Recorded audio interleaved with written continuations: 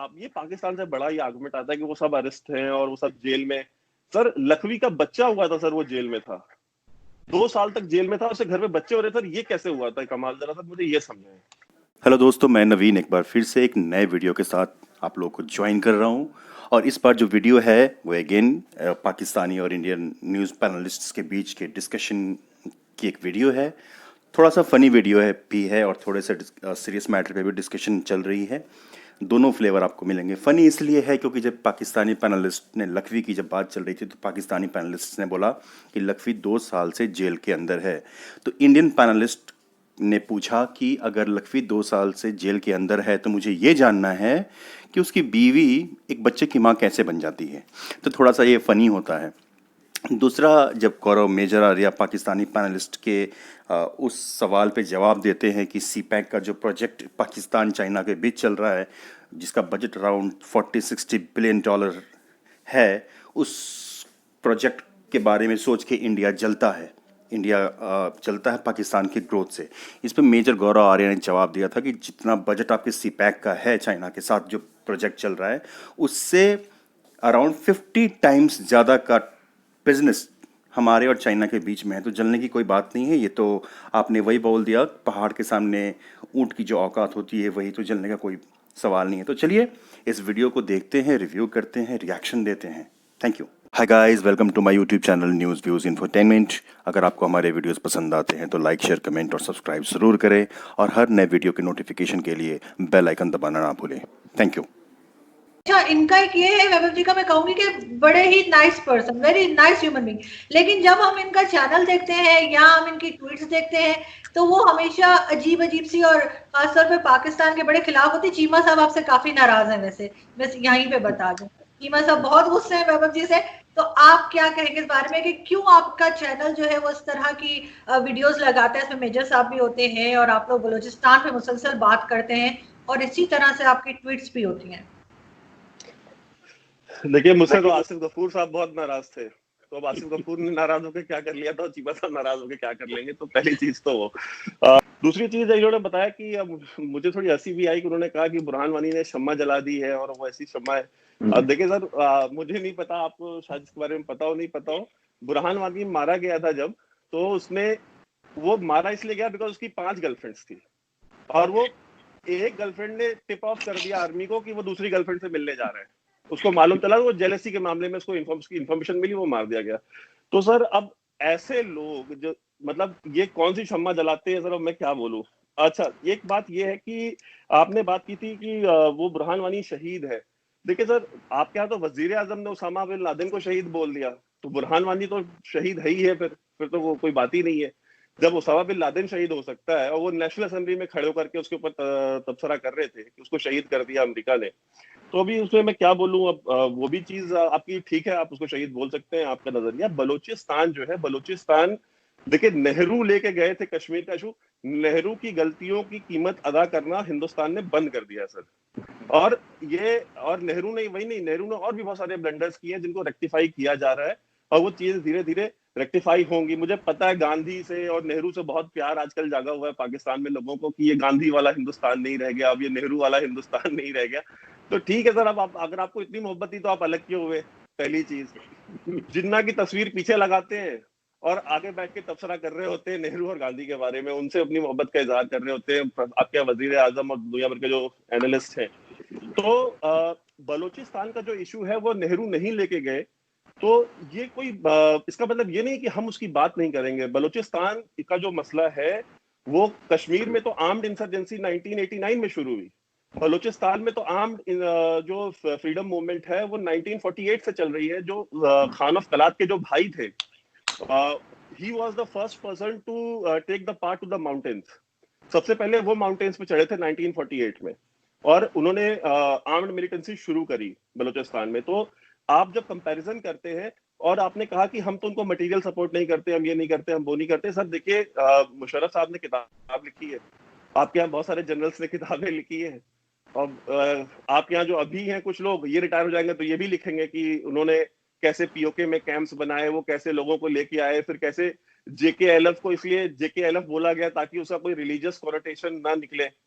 क्योंकि it should sound like western freedom movement. तो Jammu Kashmir liberation front नाम दिया गया, कोई इस्लामिक नाम नहीं दिया गया। फिर बाद में इस्लामिक नाम की तंजीमें बनाई गई पाकिस्तान के अंदर, जो कि वहां पे हमेशा एक्टिव रही हैं। तो सर आप डिनाई कर दें, मैं डिनाई कर दूं, मुझे नहीं पता रॉ बलूचिस्तान में क्या करती है क्या नहीं करती है। मेरे हिसाब से तो सर कुछ भी नहीं कर रही है, उसको बहुत कुछ करना चाहिए। मैं तो यहाँ पे जब भी लोगों से मिलता हूँ तो मैं तो हमेशा कंप्लेन करता हूँ कि रॉ कुछ कर ही नहीं रही। ये पाकिस्तान से बड़ा ही आर्गुमेंट आता है कि वो सब अरेस्ट हैं और वो सब जेल में।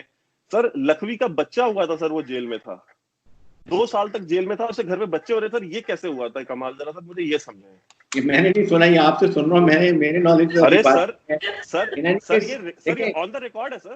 देखिए पाकिस्तान में आप एक बच्चा हुआ था, एक बच्चा हुआ था, उसका बेटा हुआ था जब वो जेल में था, एक बच्चा हुआ था। देखिए लड़ाइयाँ ये चलती रहेंगी। आप जो बात कर रहे हैं terrorism, Pakistan is not involve now. फिर आपके प्राइम मिनिस्टर उस वक्त जो नेहरू गए थे वहाँ पर यूनाइटेड नेशन में, तो अगर आपको उन पर एतराज है देन आप एक डिस्प्यूट तो रिकग्नाइज है ना, इसको तो हम नहीं कह सकते रिकग्नाइज नहीं है।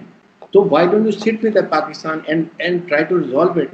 There will when you sit, और जितनी भी लड़ाई होगी आपकी अल्टीमेटली, चाहे सेकंड वर्ल्ड वॉर है, फर्स्ट वर्ल्ड वॉर है, कोई वॉर ले लें, then you have to sit across the table and resolve the issue. And particularly Pakistan India के केस में कि आर बाउंड्रीज आर परमानेंट। जो नेबर्स परमानेंट होते हैं और बाउंड्री परमानेंट होती हैं, you should learn to live peacefully, it is both of us. ठीक है, प्रॉब्लम ये है कि जब एक क्रॉप क्रैक करेगा तो दूसरा करता है, इसलिए एक पहले फिदा और फिर कॉन्फिडेंस बिल्डिंग मैयर्स करें। देयर आर 101 अदर इशूज, आप वो भी नहीं बात करना चाहते। मैं तो ये कहता हूँ now is high time, we are both are nuclear countries. हमारे अवाम चाहते हैं इकोनॉमिक प्रॉस्पेरिटी, इकोनॉमिक तरक्की, सोशल वेलफेयर बीइंग चाहिए, तो आप बैठिए। जी मेजर साहब, लेकिन एक चीज और है कि आप लोगों को सीपैक से भी प्रॉब्लम है, और आपको लगता है कि जैसे ब्रिगेडियर साहब ने कहा कि बैठ के बात हो सकती है। अच्छा, दूसरी चीज है कि 1994 में इंडियन पार्लियामेंट ने एक रेजोल्यूशन पास करा था कि the entire state of Jammu and Kashmir belongs to India, which includes PoK and Gilgit Baltistan. As an Indian, my parliament's 1994 resolution supersedes United Nation Security Council resolutions of 1948। Number 1, India बिल्कुल इस चीज को मानने को तैयारी नहीं है। तीसरी बात, ये जो हम लोग आपने बात करी सीपैक की, देखिए साहब, कई पाकिस्तानी कहते हैं, मैं बस 1 मिनट लूंगा, कई पाकिस्तानी ये कहते हैं कि साहब इंडिया बड़ा जेलस है क्योंकि सीपैक है और इतनी बड़ी ट्रेड है। मैं पहले भी आप ही के वीडियो में बता चुका हूं कि सीपैक टोटल अभी इन्वेस्टमेंट $45 बिलियन का हुआ है, 45 बिलियन का वो, और जो 60 बिलियन है वो 15 साल के पीरियड में होना है पाकिस्तान में। मैंने डॉक्यूमेंट्स पढ़ी है सीपैक की, जितना सीपैक का 15 साल में होना है उससे ज्यादा, उससे दुगना हर साल इंडिया में होता है। इतना, उससे ज्यादा, उससे 1.5 गुना ज्यादा हमारी सिर्फ चाइना के साथ ट्रेड है। तो $60 billion for India is peanuts, मतलब ये हमारे लिए कुछ भी नहीं है। इंडिया, हमने कभी सीपैक के लिए ऑब्जेक्ट नहीं करा, हमारा सिर्फ 1 सिंगल ऑब्जेक्शन है, सीपैक इंडिया से आता है। 1994 पार्लियामेंट के रेजोल्यूशन के तहत गिलगिट बाल्टिस्तान और पीओके, जिसको आप लोग आजाद कश्मीर बोलते हैं, वो भारत का अभिन्न अंग है और सीपैक की एंट्री वहां से होती है। That is our only objection. हम चाहते हैं चाइना $200 बिलियन इन्वेस्ट करे पाकिस्तान में, हमें क्या दिक्कत हो सकती है? आपका मुल्क अलग है। Allow me to complete sir with your permission. पहली चीज। दूसरी चीज ये है ना कि अगर हम डिस्कस कर रहे हैं सीपैक, तो मैं बता दूं हर एक डील, हमारी जितनी भी डील्स हैं, इंडिया की डील्स जितनी भी हैं, आप उनके पेपर्स पब्लिकली अवेलेबल हैं। अमेरिकन ने अगर 100 बिलियन इन्वेस्ट करे हैं, अगर सऊदीज ने 100 बिलियन इन्वेस्ट करे हैं, राइट, सीपैक का अभी भी पाकिस्तानी आवाम को नहीं बताया गया कि जो इन्वेस्टमेंट है, क्या लोन है, कितना पैसा आपको देना है, अगली किस्त कब जाएगी। और यही वो आपके जो जीओसी साहब थे, जीओसी साहब ने यही वो वीडियो, में अगर होता तो मैं आपको जरूर भेजता। मैं वैभव आपसे रिक्वेस्ट करूंगा, आप आरजू और ब्रिगेडियर साहब को दोनों को भेजें। वो जो सर्विंग ऑफिसर है, सर्विंग जीओसी हैं पाकिस्तानी आर्मी के, वो कह रहे हैं साहब कुछ पता ही नहीं है, देयर इज नो क्लैरिटी। जी बाबू, तो देखिए वो मेजर साहब भी बता रहे थे, वो पेशावर कोर के जो जीओसी थे, उन्होंने उसमें एक लाइन कही थी, उसमें उन्होंने कहा था कि पाकिस्तानी सीपैक में सिर्फ क्या पंचर लगाने के लिए गाड़ियों के। तो ही सेड दिस। तो अब उन्होंने क्यों कहा, क्यों नहीं कहा, आप वहाँ जर्नलिस्ट हैं, आप उनसे इंटरव्यू करें, उनसे पूछें कि भाई उन्होंने ऐसा क्यों कहा, अगर सीपैक इतना ही बड़ा गेम चेंजर है तो। दूसरी चीज ये है कि ब्रिगेड साहब बार बार कह रहे हैं कि बात करें। सर 70 साल से तो बात कर रहे थे। नेहरू साहब आपने खुद कहा कि वो खुद यूनाइटेड नेशंस लेके गए। फिर उसके बाद जितने भी प्राइम मिनिस्टर्स आए इंडिया के, सबने पाकिस्तान की जो सिविलियन लीडरशिप थी उसके साथ बात करी, इवन मिलिट्री डिक्टेटर्स के साथ बात करी। रिजल्ट क्या निकला?